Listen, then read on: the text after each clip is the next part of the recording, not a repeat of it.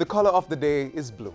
This is a simple expression that we're in solidarity with the National Day of Prayer for our children. Early childhood, primary, secondary, and tertiary level institutions this morning conducted prayer exercises with a focus on peace in the education system and for the protection of children, teachers, and administrative staff members. When the sun has gone down today, let's continue our prayer flame as the nation's children require protection perpetually. Coming up on today's show, meanwhile, diabetes and you. We also dedicate a page to spatial planning and raising the issue of community renewal through integrated development. We'll close the pages with land titling, showcasing how a number of Jamaicans are receiving their proof of ownership. Stay with us, it promises to be an informative show. This is Jamaica Magazine, and I'm Theodore Henry.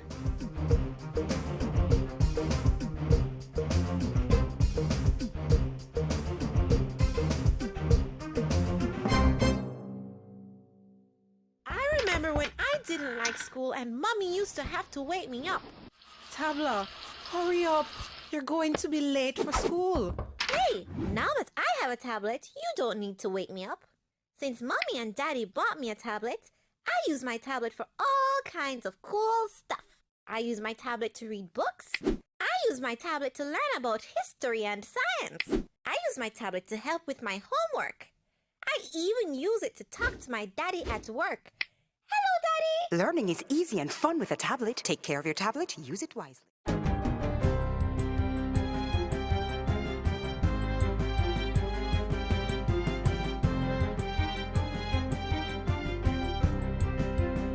Good day, I'm Theodore Henry, and this is your JIS News for Friday, November 11.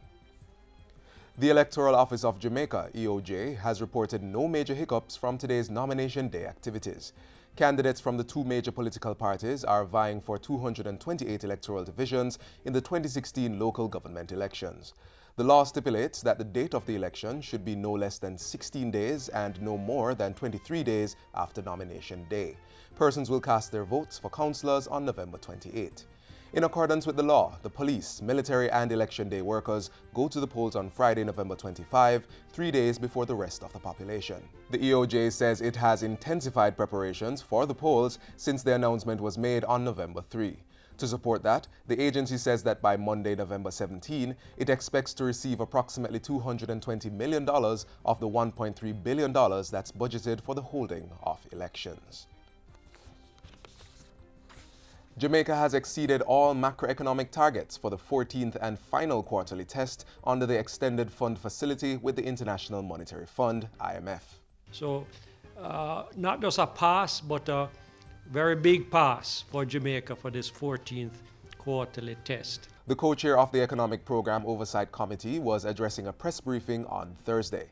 He said that for the quarter ending September, the net international reserves stood at $2.47 billion, exceeding the target by more than $600 million. The country also surpassed the primary surplus target by $21 billion and outperformed targets for taxes and grants for the first 6 months of the fiscal year. This has been a trend we have noticed for quite a while, and I think the authorities should be congratulated for that. I think also it reflects a strengthening economy, that the taxes, particularly in respect of company taxes, which would be based on profits, and PAYE, which would mean people are employed formally. Meanwhile, the Statistical Institute of Jamaica has reported that inflation for September stood at 0.5%, a slight increase on the 0.4% recorded in August. For the calendar year to date, inflation was 0.8%. Agriculture Minister Carl Samuda says the signs are pointing to positive developments in the 2016-2017 sugarcane crop season. For one, he says it's expected that operations will resume at the Appleton Sugar Factory in St. Elizabeth starting the first week in January 2017. The minister says there are also indications of a substantial increase in production from the Monimusk Sugar Factory this year. We were able to get Monimusk running and keep it running all year. Already, the factory, work on the factory has commenced. And I'm looking forward to when we start milling cane. And I'm looking forward to the projections that we have made for the limited amount of land that we could effectively farm and produce cane this year. Minister Samuda was speaking last week during the 79th annual conference of the Jamaica Association of Sugar Technologists in Ocho Rios. He also welcomed the European Union's recent decision to extend the Sugar Transformation Program to September 2017. Meanwhile, farmers in Portland who were affected by flood rains in October will be assisted with inputs and strategies to get them producing again. Minister without portfolio in the Ministry of Industry, Commerce, Agriculture and Fisheries, J.C. Hutchinson, met with farmers in the Rio Grande area last week. We have looked through our industry and we have found that we are now be able to assist you with $1.2 million worth of fertilizer. And that, as soon as we get the estimate, we are going to roll that out to you with fertilizer. Minister Hutchinson told the farmers that he was awaiting the estimation of the damage in order to provide further assistance. We have not been able to put in any money or made any request to the Ministry of Finance to ask for any money because we don't know the estimate of the damage. When we get the estimate and we put it in, we all must understand that we cannot give everybody everything that they want. The Bull Bay All-Age School has received science equipment to help students prepare for sitting science and mathematics in the Grade 6 Achievement Test. The school's Science Resource Center was outfitted with microscopes, kits, charts, and other items. They were provided by the Scientific Research Council, SRC, under its Improving Innovation Capacities in the Caribbean, INVOCAB project.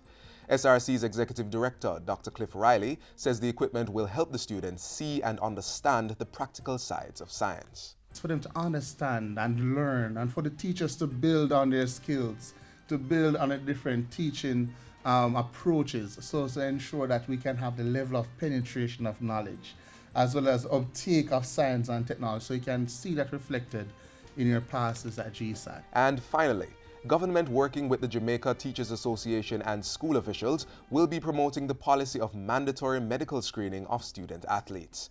Education Minister Senator Ruel Reid says that agreement was reached during a regular meeting of the Jamaica Teachers Association on Tuesday. We have agreed to promote the policy of mandatory screening of athletes, and will be seeking a meeting shortly with ISA and other school administrators to a date to be convened to give effect to the mandatory policy of screening, which is already in our safety and security policy manual. The minister was addressing this Wednesday's post-cabinet press briefing. He says government continues to provide support to the families and school community where young athletes have died.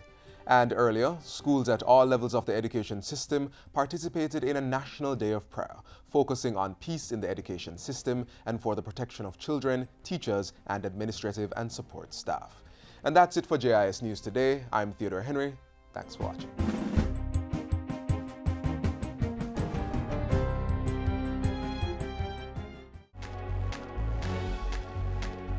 Know your numbers and control the keys to a healthier heart. Know the numbers for your blood pressure, cholesterol level, blood glucose level, and your weight and body mass index.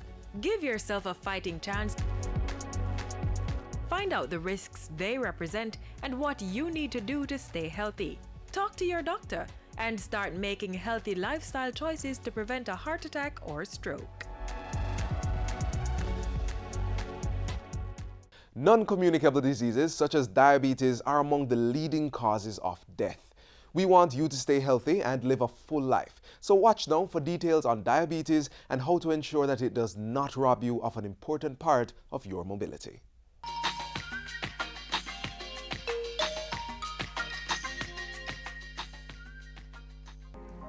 According to the International Diabetes Federation, IDF, of which Jamaica is a member, diabetes carries a significant human, social, and economic costs and will continue to do so unless immediate action is taken to curb the epidemic.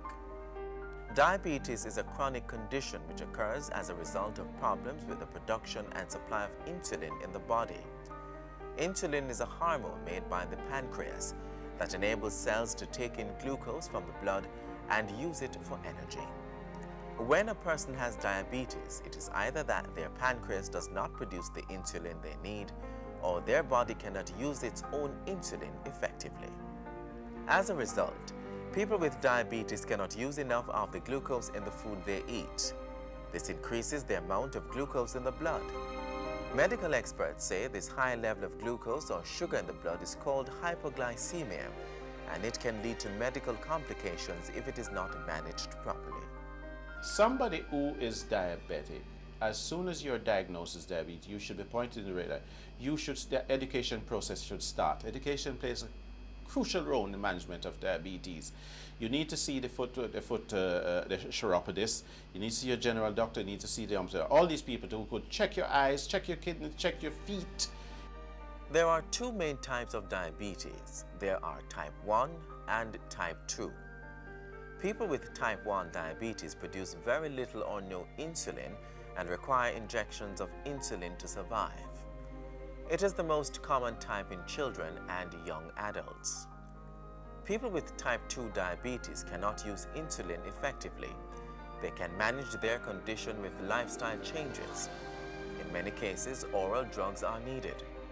Both type 1 and type 2 diabetes are serious conditions. However, there are some risk factors associated with the disease.